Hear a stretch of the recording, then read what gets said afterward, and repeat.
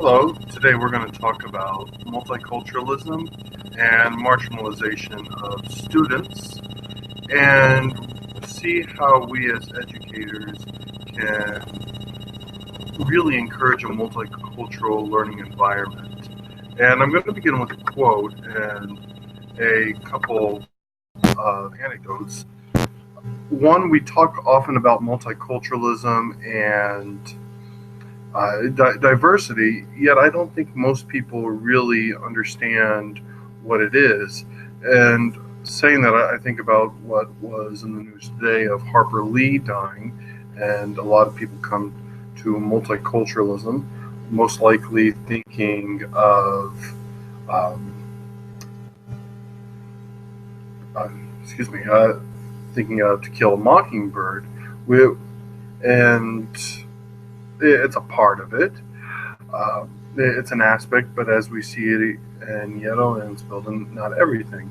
And then I just think of a personal story. Yesterday I was going to a restaurant with my son, and we walk in, and I see a young man who has a T-shirt that says, "Here's my diversity for you." And look at the T-shirt. Oh, well, this must be surely a good tagline. Until all of a sudden, it has several handguns, um, several semi-automatic assault rifles, and I'm looking at that and thinking, how often, what type of message does that send about diversity, and what a misunderstood topic it really is, especially when we are looking at multiculturalism. So I want to begin with a quote I really like by Nieto, and that is: a major problem with a monocultural curriculum is that it gives students only one way of seeing the world.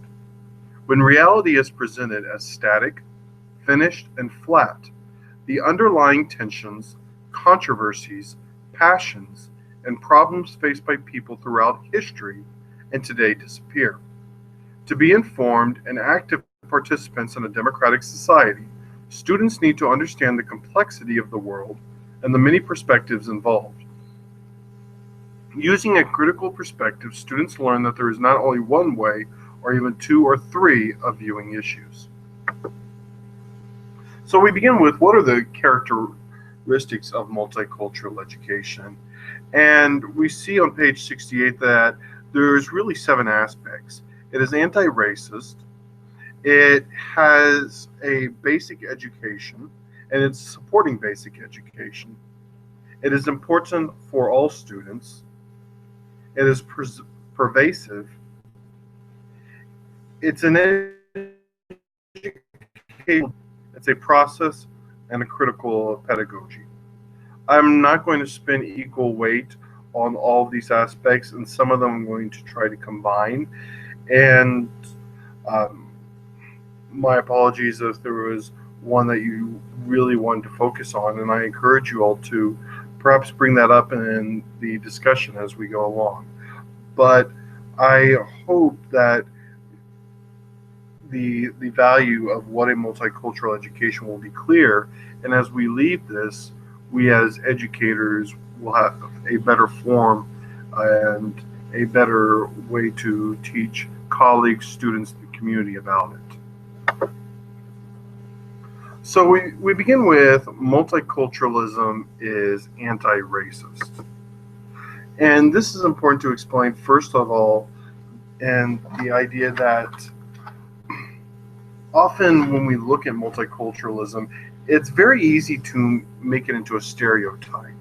I know at our school right now, because it being February, there have been, which is not a bad thing, not at all.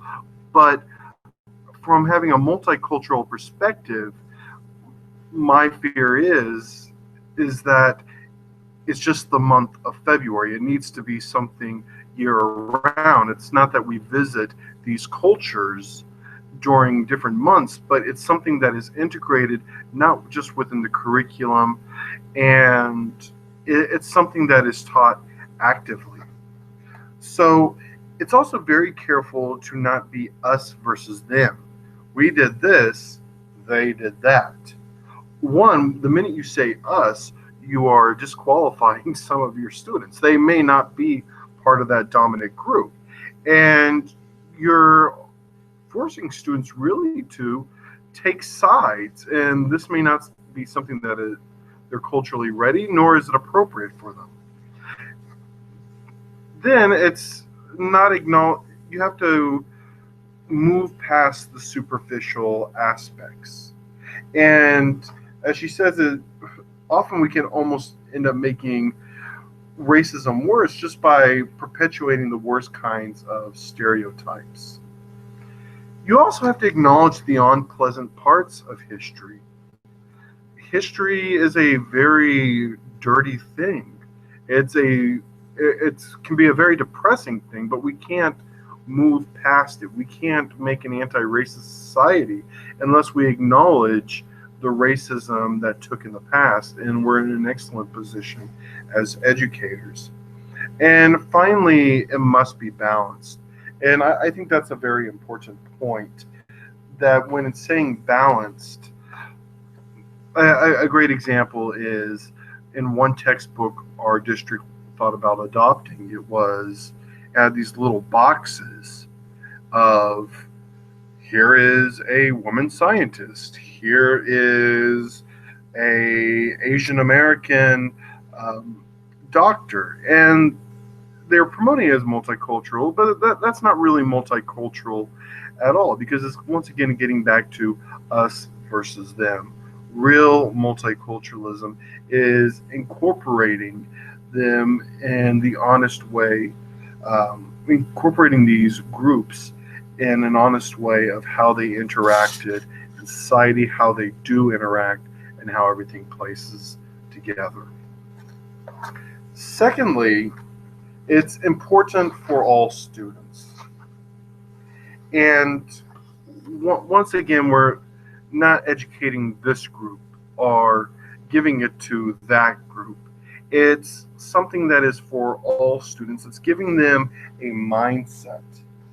And this goes from the basic forms up to the highest secondary levels. And one big thing that we have to be careful about is young people from dominant groups can develop a very unrealistic view of the world, a view that isn't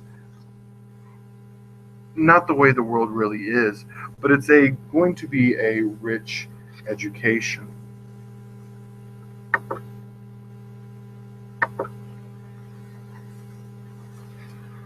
Multicultural education is pervasive, and if there is one part that I would say you must read, it's this part. So if you're looking for it, it's on page 75.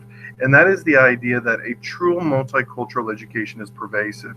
It permeates the entire school environment, physical environment, climate, curriculum, relationships among teachers, students, and communities. It is apparent in every lesson, curriculum guide, unit, bulletin board, and letter that is sent home. It can be seen in the process by books. What's in the library? How are they communicating with parents? Is it just in evenings? A lot of parents work in the evening or not available. How do you make it available? And it's something that all teachers, all staff members must embrace. And if they don't, the community is not going to buy into it. The students aren't going to buy into it. And I just can't emphasize how important this is. And Nieto really speaks of how we have to get away from different cultures being these sidebars. Rather, multiculturalism must be a 24/7 that starts in the school, goes to home, interacts with the community. It's really an educational philosophy, and it's something necessary to survive in a democratic society. This also leads into social justice, and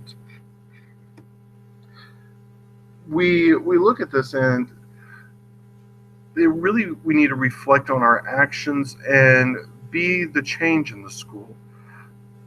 It it's very often in graduate school that we do these reflections. I did this in my class, or I saw this. But reflection is not just a graduate school exercise. One recommendation I would make, if you don't do this already, take one day out of the week, do an extensive lesson plan, do an extensive reflection. This worked, this did not. And we have an opportunity to make life fair. We always hear kids complain. I know I complain, life's not fair. Well, guess what? We have a job where we can make life a little fair, at least in our niche. So let's do it. And it's going to be messy. Yeah, it's not a pretty thing, but that's a good thing, because that means there's learning, that means there's development taking place. And it is a process. It's always changing. I mean, to the United States or to other countries, they're changing the minute they enter and interact within the United States. They change. So it's not a static detail. We're not going to finish this class. Obviously, we know everything. So if we do not do that reflective part, if we do not integrate it into the entire school building, then it's not going to work. We also must be sensitive. At the same time, while education, and especially a multicultural education, can be messy, at the same time, these are real human beings on the other end. These are people, and we can't forget the individual as we're going toward this philosophy of multiculturalism. We also need to teach to the highest denominator. Often when, I almost don't want to say educate teachers, I've seen more administrators do this than teachers in my honest experience. But that is that sometimes multiculturalism turns into the lowest denominator. Let's get back to the basics. And most of you all know the studies. You teach the basics, you're going to get the basics. You teach the students high level, high thinking, high on blooms, a lot of scaffolding, you're going to get impressive results. We need to expect the highest, yet at the same time realize that we have to give different supports. I cannot give the same support to a student in West Dallas from a Latino family as to a student from an African American in South Dallas, as opposed to even a Latino or African American in North Dallas. There's different resources available, there's different services, and we must remember where the students are coming from. And life, like education, is not black and white, and we need students to tolerate and examine multiple viewpoints. I know when I was going through school, I was taught the Constitution of the United States government, and it was almost as though it descended from heaven into Independence Hall in Philadelphia. And of course, that's not true. It was a very messy document. It wasn't necessarily well liked by all the founding fathers. And once you understand that, then our view that it's not a static, a same document, we can understand government better. And to my horror, my daughter came home from school and was talking about this, and it was the exact same thing I was taught. And we've got to get away from this was the way it was, because that's not the way history was. The minute you add two people, you're going to get three different opinions. And if we want a real multicultural education and our students to live in a civic society, then we must understand that. We're going to move on to how students, and really there's marginalization not only of students but families in the United States. So we begin with a culturally diverse classroom is most likely the rule, not the exception. We are becoming a minority majority nation There is no majority ethnic group. And we've got to acknowledge this in order to meet the needs of our diverse classrooms. We cannot continue teaching the way we did 10 years ago, much less 30 or 40 years ago. And to begin with, we need to understand how the different groups that are in the United States, and uh, for those of you in other countries there as well. And we begin with culture. There's often a overarching culture, a group of common beliefs, shared traditions, languages, styles, values, and agreements. And even though we say there might be a national culture, that they may not necessarily be true. Anybody who's lived in Texas and then gone to New York, or even, let's say, gone from London to Yorkshire in England, will know very quickly there are very different cultures within a nation, and they may not like each other. And then once we go in there, there's a subculture. These can be formed along racial, ethnic, regional, economic, social, community lines. Sometimes these may even be conflicting.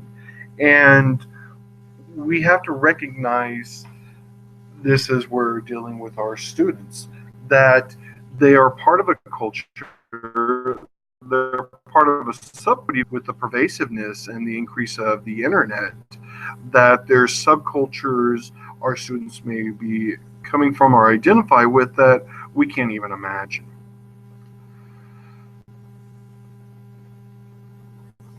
She begins then talking about race, and typically when we hear of different cultures, it's almost a reflex that a lot of Americans will then divide that on race, and that's really problematic. First, to begin with, race is not an ethnicity. Race is a social construct. There's not a genetic, there's no gene where I can make somebody from Africa, then I can take another gene and make somebody from Southeast Asia. It doesn't work like that. Race traditionally used physical constructs, and race was really done in I hate to use the word in the definition, but in a manner of defining people for oppression and for racism. At the same time, we have to acknowledge that it does exist socially. And I'll come back to that in just one second. Really, when we're looking at cultures and subcultures, we then go into ethnicity, and these distinguishes groups based on nationality and cultural rather than physical characteristics. What language does the individual speak with? What customs do they speak with? What cultural aspects do they use? And even this may not be clear cut. If you'll, I'm going to show my children real quick, because as any good father I must need to. That's my son on the left, and that's my daughter on the right. And the reason I'm going to them as we're talking about race and social construct is I am a Polish American, and then my wife is a Peruvian American. Physically, most people would say, okay, they're white. But even then, if using the traditional racial aspect, my wife is from Peru, and her father was from a native tribe, and her mother was an African Brazilian. So just to see how convoluted this could get, under the one drop rule that was followed in many states, it would technically make them African American, it would make them Native American, it would make them European American, and yet at the same time, my wife doesn't consider herself to follow any of these ethnicities. She considers herself Peruvian American, because these are the customs, the two cultures. She follows the two ethnicities. So just to kind of give you an up close glance, race, ethnicity, not a clear cut, and they're more social. On race, it's also becoming more and more so hard to use, as we just saw, because of mobility, migration, interracial pairings. It's very difficult to identify people by race more and more. And even if you try to identify somebody by that, that does not mean they necessarily will accept that construct you try to put on him or her. The next part is social class. We'll often use this as SES group, socioeconomic, and social class differences exist and do affect education. Americans are very fond of saying there's no social classes, which is not true. There are very big differences on social class. One just needs to take a drive on Sunset Boulevard in California or Highland Park in Dallas, and this will quickly become apparent. But at the same time, we most Americans try to dress as one social aspect, and it can be very easy for teachers to ignore this and to say, well, here's a common refrain I've heard, and I'm sure you've all heard. He or she has a cell phone, an iPhone, so why can't he afford that? And that's really ignoring the realities of how social classes do exist, and that's really reinforcing the marginalization of students. And just this not only affects the students within the classroom, it affects their housing, it affects their educational experiences, the basic necessities, and family reinforcement at home. The student may not be able to study at home. There may not be a safe environment depending on the SES group. There may not be that love and care that's constant, and that does not go. That can go for all SES groups, to the very rich to the very poor, and so we have to keep that in mind. And we must also acknowledge that the United States is a very unequal society when it comes.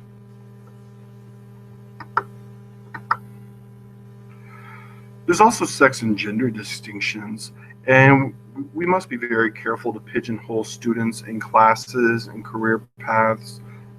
No, you can't be a nurse, you're a boy, or no, you cannot be a firefighter, you're a girl. We need to encourage students based on their interests, based on their ability, and also on their agency, to encourage learning. And we're all biased in this. There's small things that we do, whether it is maybe treating one gender with less discipline or harsher discipline than the other, by asking, I need the strongest boys to come and pick this up. Well, what message just did you send to your boys who are not athletic, or to your girls? So we must be aware of how this affects women and men in our classroom. In addition, on teaching them skills, as it mentions in our readings, women and feminine values are often not as valued as masculine values in the workplace. And that's not a positive thing, that's not a good thing. So we must be careful not to reinforce this in the next generation. We also need to acknowledge sexual orientation with our students. Gay, lesbian, bisexual, transsexual students are often denied rights and opportunities, especially younger students. I don't remember the exact rate, but the suicide rate is highest among these groups of students. And one, realize that we don't want to reinforce any discrimination these students are undergoing, as well as encourage these students to do well, and that they are in a safe environment, and an environment where they can prosper. And we have to be careful on subtle biases, or not so subtle biases, from teachers, students, and schools that can harm these students' opportunities. To end with, I did find a lot of value in both of the readings from this week. One thing I didn't go much into depth, but I did find very interesting was the 7 steps on reintegrating into society, going from a anti-racist racist to an anti-racist. Although, just my opinion, it looks like we as a country are only on step 3, so that's very frightening. But at least as educators, we can do a lot more. One shortcoming I did see in both of these readings is that there wasn't much of a talk about religion, and this is really something in my own experience also affects students and can lead to marginalization as well. Um, I don't know if it was intentional, but I just think of my classroom having to having to deal with issues between an Egyptian Coptic, uh, a Syrian Sunni, and a Iraqi Shia students, and just to keep that peace. Religion, how many groups are discriminated against, is something that we also need to recognize, as well as be careful on not doing something that will offend or marginalize the groups as well. Once again, to reinforce, if there's one thing you're going to do, if you going back to the school class on Monday, one thing that you can go and make better, just do some reflection. Look at reflection last week. What of these did I do? What of these did I not do?